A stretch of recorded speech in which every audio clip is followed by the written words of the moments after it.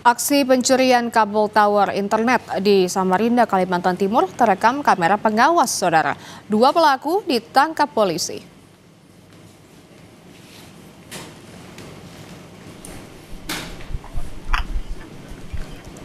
Dua pria ini mencuri kabel tower internet di Jalan Batu Besaung, Kelurahan Sempaja Utara, Samarinda. Berbekal rekaman tersebut, polisi meringkus kedua pelaku. Keduanya mengakui telah mengambil gulungan kabel tower internet milik Telkomsel sepanjang 50 meter.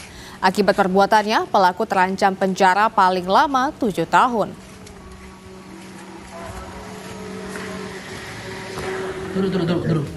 Di dalam tasmu itu? Iya.